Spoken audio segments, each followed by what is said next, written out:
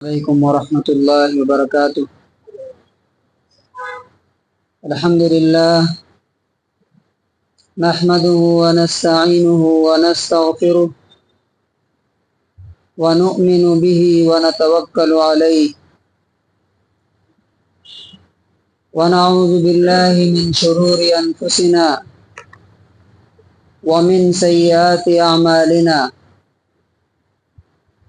من يهده الله فلا مضل له ومن يضلله فلا هادي له ونشهد أن لا إله إلا الله وحده لا شريك له ونشهد أن سيدنا ومولانا محمدا عبده ورسوله أما بعد فأعوذ بالله من الشيطان الرجيم بسم الله الرحمن الرحيم قل هو الله أحد الله الصمد لم يلد ولم يولد ولم يكن له كفوا احد۔ ساری تعریف اس اللہ کے لیے ہے جس نے اس ساری کائنات اور سارے یونیورس کو اور ہم سب لوگوں کو پیدا کیا، بنایا، اور وہی اللہ تعریف کے قابل ہے جو سب کو چلا بھی رہا ہے، سب کا انتظام کر رہا ہے، سب کو مینیج کر رہا ہے، مینٹین کر رہا ہے، جو سسٹینر ہے۔ اور وہی اللہ تعریف کے قابل ہے جو ایک دن ان سارے نظام اور سسٹم کو تباہ و برباد کر کے ختم کر کے ہم سب کو اپنے پاس بلانے والا ہے۔ سنفرغ لکم ایھا الثقلان فبأی آلاء ربکما تکذبان۔ اے انسانوں اور جناتوں کی جماعت، ہم بہت جلد تمہارے حساب و کتاب کے لیے فارغ ہونے والے ہیں، تم اپنے پروردگار کے کس احسان کو جھٹلاؤ گے؟ اس اللہ کے بارے میں، اس خالق کے بارے میں، اس کریٹر کے بارے میں ایک بات جاننا مخلوق کے اور کریشنز کے بارے میں ہزاروں اور لاکھوں باتوں جاننے سے بہتر ہے۔ تو پچھلے ہفتے بھی ہم نے توحید پہ بات کی تھی۔ توحید اس دنیا کی سب سے امپورٹنٹ، سب سے اہم، سب سے زیادہ ضروری ٹاپک ہے جسے ہر مسلمان کو نہیں بلکہ ہر انسان کو جاننا چاہیے۔ اس دنیا میں انسان کی سکون اور آخرت میں کامیابی اسی اللہ پر ایمان اور توحید سے ریلیٹڈ ہے۔ اگر ایمان ہے تو انسان کامیاب ہوگا، اور اگر ایمان نہیں ہے تو اس کے سارے اعمال ضائع اور برباد ہو جائیں گے۔ اللہ تعالیٰ نے قرآن میں کہا وَالَّذِينَ كَذَّبُوا بِآيَاتِنَا وَلِقَاءِ الْآخِرَةِ حَبِطَتْ أَعْمَالُهُمْ، جنہوں نے ہماری آیتوں کو اور آخرت کی ملاقات کو جھٹلا دیا، ان کے سارے کام ضائع اور برباد ہو جائیں گے۔ تو سب سے پہلے ہم دیکھیں گے لاسٹ ویک جو ہم نے ڈسکس کیا تھا، کون کون سے وہ پوائنٹس سے، انشاءاللہ اس کے بعد ہم آگے بڑھیں گے۔ توحید کی 3 قسمیں۔ نمبر 1 توحید ربوبیت۔ توحید کا معنی کیا ہوتا ہے؟ ورڈ میننگ کیا ہے؟ توحید ایک بنانا، یہ واحد سے نکلا ہے جس کا معنی ہوتا ہے ایک، 1۔ اور اس کے مقابلے میں شرک لفظ بولا جاتا ہے، اس کی اپوزٹ ورڈ شرک ہے۔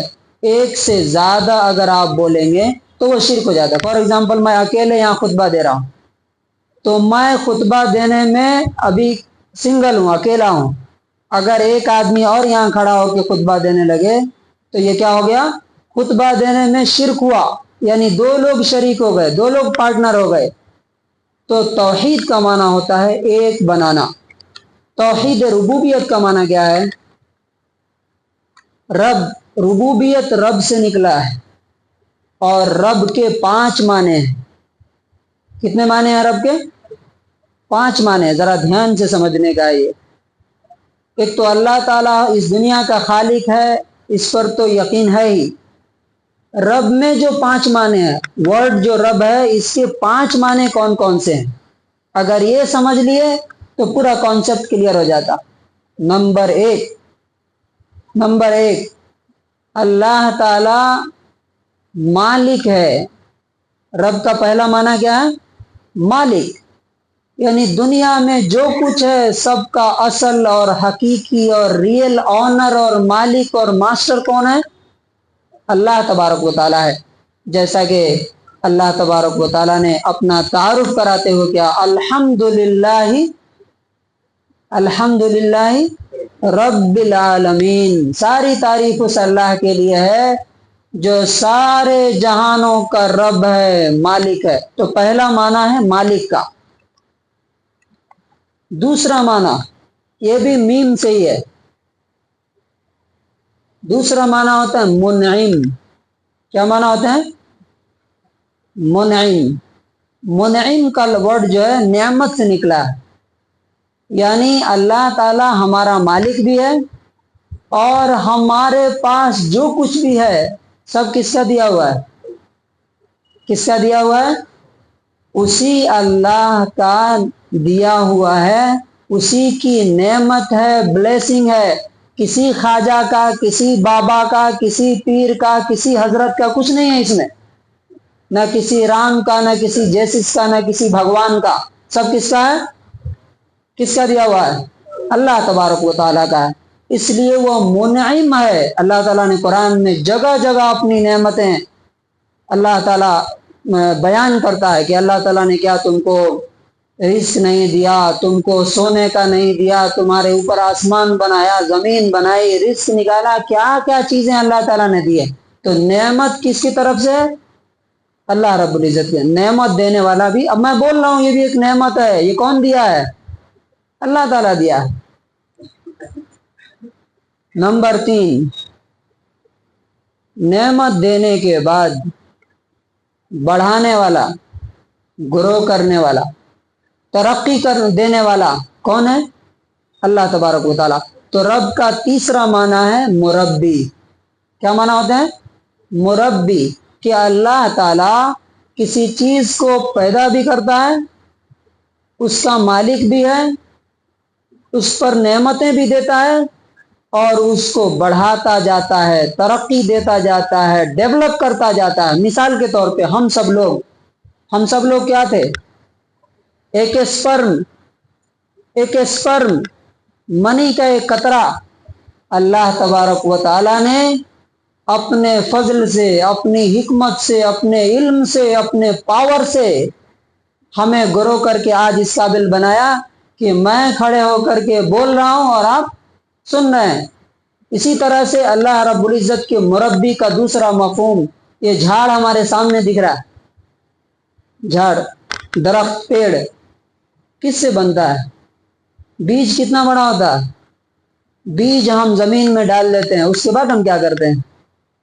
جا کے کھینچ کے اوپر نکالتے ہیں کیا اسے وہ مربی ہے، کیا کرتا ہے وہ؟ اسے بڑھاتے بڑھاتے سورج سے اسے روشنی دیتا ہے، اسے پانی دیتا ہے، برسات کے ذریعے، بادلوں کے ذریعے ہوائیں پہنچاتا ہے، اور اس بیج کو، اس سیڈ کو بڑھاتے بڑھاتے مربی، تربیت کرتے کرتے کرتے کرتے لاکھوں کروڑوں گنا بڑا درخت بنا دیتا ہے۔ یہ کیا ہے؟ کیا ہے یہ؟ مربی۔ یہ تیسرا معنی ہے رب کا۔ اور چوتھا معنی ہے سید۔ سید کا معنی کیا ہوتا ہے؟ کنٹرول کرنے والا، یعنی ایک چیز بنا دیا لیکن ہمارے کنٹرول میں نہیں ہے۔ جیسے ہندوؤں کا یہ ماننا ہے کہ برہما نے کیا کیا؟ کریٹ کیا، بنا دیا، اب ختم ہو اس کی کہانی۔ شیو کیا کر رہا ہے؟ وشنو کیا کر رہا ہے؟ چلا رہا ہے دنیا کو، اور مہیش کیا کرے گا؟ ختم کر دے گا۔ اللہ تعالیٰ ویسا نہیں ہے، یہ ان کی دماغوں کی بات ہے۔ ذالک مبلغہم من العلم، یہ ان کے علم کی پہنچ ہے یہاں تک۔ اللہ تعالیٰ بولتا ہے کہ اسی کے کنٹرول میں ہے پوری کائنات، پوری دنیا، پورا یونیورس۔ جو فیصلہ کیا ہے اس سے نہ ایک रत्ती भर कोई आगे बढ़ सकता है ना पीछे हट सकता है। हम भी बहुत सारी चीज़ों के मालिक हैं, फॉर एग्जाम्पल गाड़ी के मालिक हैं, लेकिन क्या गाड़ी हमारे कंट्रोल में है? हो सकता है कि मैं खड़ा करके आया हूं, कोई लेके भाग जाए, हमें कोई इख्तियार नहीं है उस पर। तो ये है चौथा माना। और पांचवा और आखिरी माना इसका क्या है? कय्यिम। कय्यिम, कय्यिम किससे बना है? कायम। कय्यिम का माना होते हैं बाकी रखने वाला। अल्लाह तबारक व तआला हमें बाकी रखता है जब तक चाहता है। अल्लाह ताला इस दुनिया को बाकी रखा है जब तक चाहेगा, और जिस दिन उसका ऑर्डर होगा वनुफिख़ फ़िस्सूरी, सूर में फूंका जाएगा और पूरे आसमान और जमीन ध्वस्त हो जाएंगे, तबाह बर्बाद हो जाएंगे, डिस्ट्रॉयड हो जाएंगे। ये कय्यिम का माना होता है। तो ये दूसरा पॉइंट है जो हमने जिक्र किया था। रब के सिलसिले में जो तीसरा पॉइंट है कि क्या इस दुनिया में अल्लाह के अलावा किसी के अख्तियार में, किसी के कंट्रोल में कोई चीज़ है? बहुत से लोग बोलते हैं ना, फलां साहब के पास गए, हमारी मुराद क्या हो गई है? हमारी मुराद पूरी हो गई। अब अल्लाह ताला क्या कहता है इस बारे में? सूरह सबा आयत नंबर 22, ला यमलिकून मिस्काल ज़र्रतिन फिस समावाति वला फिल अर्ज़। जिनको अल्लाह को छोड़ के तुम पुकारते हो, समझते हो कि वो खुदा हैं, वो आसमानों और जमीन में एक जर्रे के बराबर भी, एक रत्ती बराबर भी, एक एटम के बराबर भी किसी चीज के मालिक नहीं है, किसी चीज का इख्तियार और कंट्रोल नहीं है। मैंने आपको मिसालें देकर के बताया था कि जिन्होंने भी ये समझा कि हमारे इख्तियार में कुछ है, उनका अंजाम क्या हुआ।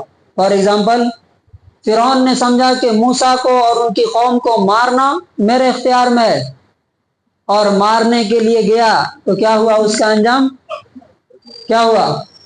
मार के आया कि मर के आया? मर के आया। इसी तरह से मक्के वाले नबी सल्लल्लाहु अलैहि वसल्लम और मुसलमानों को मिटाने के लिए उन्होंने क्या कहा था? अबू जहल ने क्या कहा था? बद्र के दिन आज कहानी खत्म कर देंगे, हमारे पास 1000 की फौज है। और जा करके बद्र के मैदान में क्या हुआ? खत्म किया कि खत्म हो गया?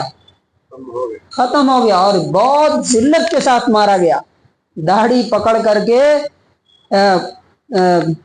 सीने पे पैर रख करके एक साहबी ने कहा कि ओ मुतकब्बिर जलील, खुदा के बागी, देखा तेरा अंजाम क्या हुआ, अल्लाह ने तुझको कैसा जलील किया। तो मारने के लिए गए थे, समझते थे कि हम कुछ कर सकते हैं, वी आर समथिंग, लेकिन अल्लाह ताला ने दिखाया कि इख्तियार और कंट्रोल किसके हाथ में है? अल्लाह के हाथ में है। और तीसरा एग्जाम्पल मैंने दिया था यूसुफ अलैहिस्सलाम के 10 भाइयों की। बड़े ताकतवर, तो उन्होंने कहा कि इनको हम आज खत्म करेंगे, हटा देंगे, नुकसान पहुंचा देंगे, चलो कुएं में डाल के चले आते हैं। अल्लाह ताला ने उनको मिस्र का हुक्मरान, किंग बना करके उनके सामने सजदा करा के क्या दिखाया? दिखाया ना, उनके सामने सजदे में गिरे। किसके सामने? जिसको कहा था कि इसे हटा दो, खत्म कर दो, चलो कुएं में डाल दो, उसी बच्चे के सामने अल्लाह ताला ने उनको सजदा करा करके दिखाया, और उनके सामने भीख मांगने के लिए भी आए थे। आपने अगर सूरह यूसुफ पढ़ा होगा तो आपको मालूम, तसद्दक़ अलैना, हमारे ऊपर थोड़ा सदका खैरात कर दीजिए। तो जिस भाई को नुकसान पहुंचाने के लिए गए थे, उनसे अल्लाह ताला ने भीख मंगवा करके उनके सामने सजदा करा के दिखाया कि इस दुनिया में, इस यूनिवर्स में कोई जर्रा बराबर भी कंट्रोल नहीं रखता। पांचवा पॉइंट जो हमने डिस्कस किया था कि अगर अल्लाह ताला इस दुनिया में किसी को इख्तियार देता, किसी को कंट्रोल देता, तो किसको दे सकता था? किसको दे सकता था? अपने सबसे महबूब बंदे को। क्या नाम है उनका? मोहम्मदुर रसूलुल्लाह صلی اللہ علیہ وسلم ان کو دے سکتا تھا؟ کیا اللہ نے ان کو کچھ اختیار دیا ہے اس دنیا میں؟ کیا رب ہونے میں، مالک ہونے میں کچھ وہ بھی شریک ہیں، پارٹنر ہیں؟ اللہ نے قرآن میں سورہ جن میں آیت نمبر 21 میں نبی صلی اللہ علیہ وسلم سے اعلان کرایا۔ افسوس یہ ہے کہ یہ اعلان کرانے کے باوجود بھی کچھ لوگ اس سے الٹا سمجھتے ہیں، بیچارے ان کی عقل پر افسوس ہوتا ہے۔ اللہ تعالیٰ نے کیا کہا؟ قُل لَا أَمْلِكُ لَكُمْ ضَرًّا وَلَا رَشَدًا، اے نبی آپ اعلان کیجئے، آپ بتائیے کیا؟ لا املکو، میں مالک نہیں ہوں، میرا کنٹرول نہیں ہے، لکم، میں ورڈ بائی ورڈ ترجمہ کرتا ہوں، کچھ لوگ کو شک ہو جاتا ہے کہ شاید ترجمہ اپنے طرف سے کر دیا۔ قل، آپ کہہ دیجئے، لا املکو، میں مالک نہیں ہوں، میرے پاس اختیار نہیں ہے، لکم، تمہارے لیے، ذرن، کسی بھی طرح کے نقصان کا، ولا رشدا، اور نہ ہدایت دینے کا، یعنی دنیا میں نفع نقصان دینے کا اختیار محمد الرسول اللہ صلی اللہ علیہ وسلم کو بھی اللہ تعالیٰ نے کیا کیا ہے؟ دیا ہے؟ نہیں دیا ہے۔ اور کس سے اعلان کرا رہا ہے اللہ تعالیٰ؟ کس سے اعلان کرا رہا ہے؟ خود محمد صلی اللہ علیہ وسلم سے۔ اب بھی کوئی لوگ، اگر کوئی آدمی بولتا ہے بھر دے جھولی میری یا محمد،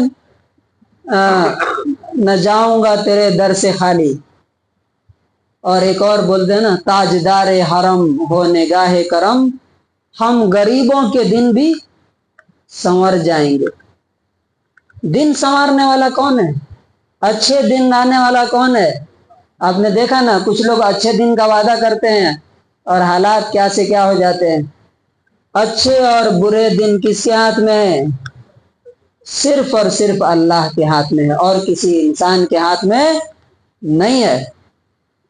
خود نبی صلی اللہ علیہ وسلم کو کیا اپنے آپ کو نفع نقصان پہنچانے کا حق ہے، اختیار ہے؟ اس کو بھی اللہ تعالیٰ نے سورہ اعراف، بہت دھیان سے سمجھنے کا ہے یہ، اس لیے میں ریپیٹ کر رہا ہوں، کیونکہ توحید کے بغیر پہاڑ جیسا عمل، اللہ نے قرآن میں کہا ہے وَقَدِمْنَا إِلَى مَا عَمِلُوا مِنْ عَمَلٍ فَجَعَلْنَاهُ هَبَاءً مَنْثُورًا، کہ جو بھی انہوں نے کیا ہوگا کام، ہم ان کو دھول بنا کر کے اڑا دیں گے۔ کون؟ جو شرک کرتے ہیں، جو اللہ کے ساتھ کسی اور کو بھی بھگوان، گاڈ، خدا اور حاجت روا، مشکل کشا، ہیلپ کرنے والا سمجھتے ہیں، ان کے اعمال کو، ان کی نمازوں، روزوں، حج، زکوٰۃ، چیریٹی، سب کو اللہ تعالیٰ بولتا ہے جعلناہ حباء منثورا، جس طرح سے راکھ اڑا دیتے ہیں، جس طرح سے دھول اڑا دیتے ہیں، اس طرح سے ہم دھول بنا کے اڑا دیں گے۔ قیامت کے دن ان کے کاموں کا ذرہ برابر بھی ان کو بدلہ نہیں ملے گا۔ اس لیے سمجھنا ضروری ہے یہ توحید۔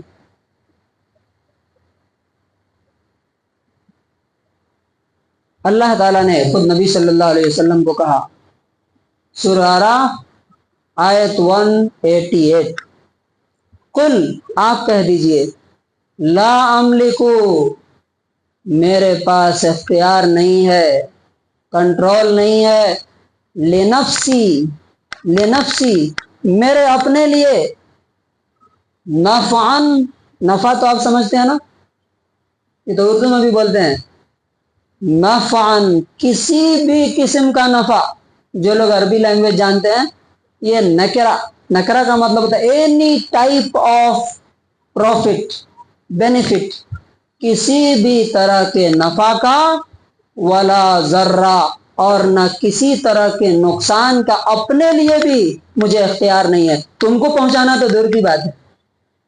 پہلی آیت میں سورہ جن کی آیت نمبر 21 میں کیا کہا؟ تمہیں میں نفع نقصان نہیں پہنچا سکتا ہوں، اور سورہ اعراف کی آیت نمبر 88 میں کیا فرمایا؟ میں اپنے آپ کو بھی کوئی نفع نقصان نہیں پہنچا سکتا ہوں، الا ما شاء اللہ، سوائے اتنا ہی جتنا اللہ تعالیٰ چاہے۔ کلیئر ہے؟ کلیئر ہے؟ اب ایگزامپل، جنگ احد میں نبی صلی اللہ علیہ وسلم کی پیشانی जख्मी हो गई, सर फट गया, खून बहने लगा, सामने के दोनों दांत टूट गए।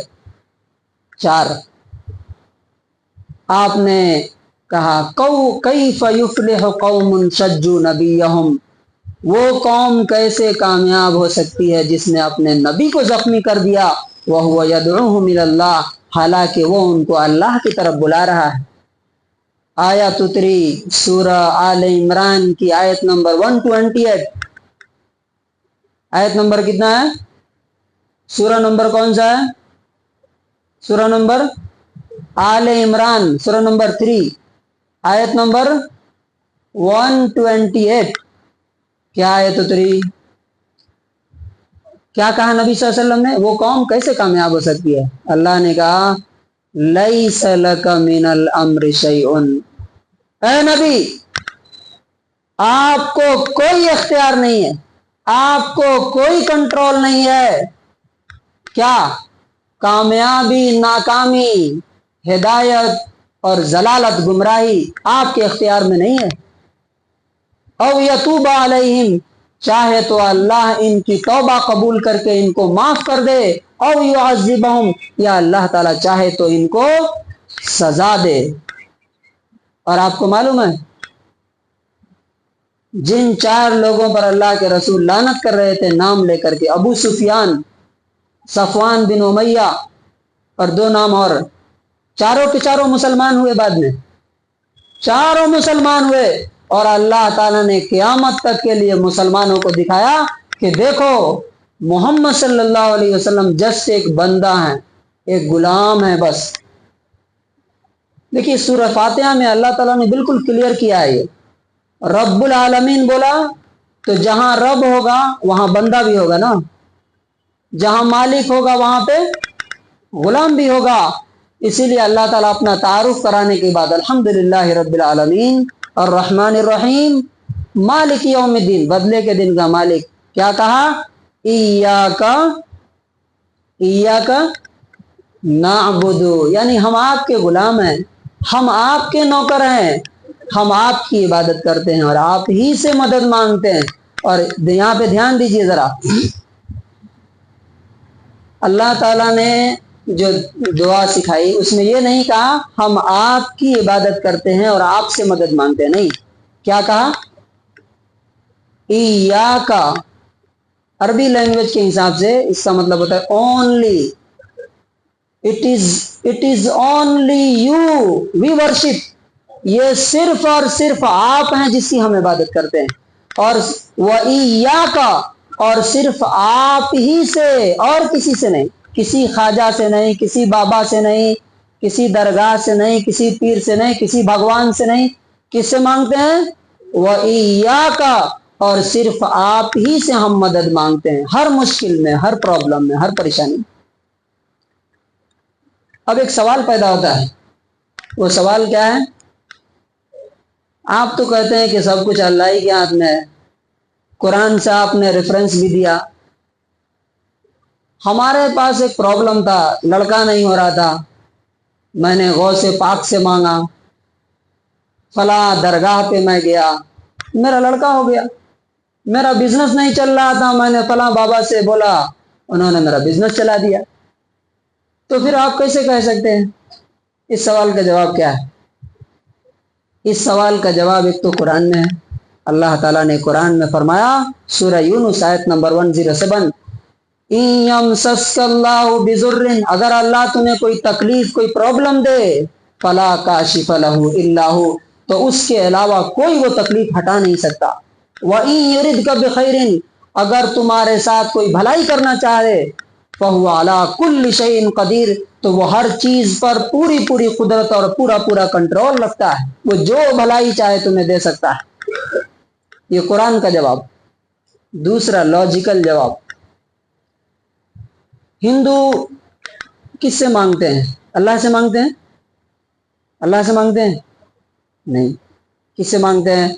ब्रह्मा, विष्णु, महेश, गणेश और काली माई, गौरी में पता नहीं क्या क्या, सूरज देवता, किस से मांगते हैं? मांगते हैं ना। वो जो मांगते हैं उनको मिलता है कि नहीं? ملتا ہے نا. ارے حکومت ان کے ہاتھ میں، اب کیا اور آگے کیا چاہیے؟ کون دیتا ہے آپ کے حساب سے؟ کون دیتا ہے ان کو؟ اللہ تعالیٰ دیتا ہے. وہ مانگتے ہیں کس سے؟ کس سے مانگتے ہیں؟ اللہ سے نہیں مانگتے ہیں. کیسے؟ اس کا جواب سنیے. اللہ تعالیٰ کسی انسان کو، جو بھی بناتا ہے وہ پوری پلاننگ کے ساتھ بناتا ہے. ہم چھوٹی چھوٹی چیزیں کرتے ہیں تو پلاننگ کے ساتھ کرتے ہیں. یہ مسجد بھی بنی ہے اپنے حساب سے، پلاننگ کے ساتھ بنی ہے. یہ اللہ تعالیٰ جب کسی کو پیدا کرتا ہے تو اس کے لیے کچھ پلاننگ کرتا ہے، کیا کیا دینا ہے اسے. وہ ٹائم بھی لکھا رہتا ہے. اسی ٹائم پر ایک آدمی جا کر کے کسی دیوی سے، کسی بابا سے، کسی درگاہ سے مانگتا ہے، اور اسی ٹائم پر اللہ تعالیٰ اسے کیا کرتا ہے؟ جو اس کے علم میں پہلے سے لکھا ہوا ہے وہ دیتا ہے. تو وہ کیا سوچتا ہے، کیا بولتا ہے؟ کس نے دیا؟ یہ فلاں صاحب نے دیا، فلاں بابا نے دیا، فلاں درگاہ نے دیا، یا فلاں دیوی نے دیا، فلاں دیوتا نے دیا. اور وہ دینے والا کون ہے؟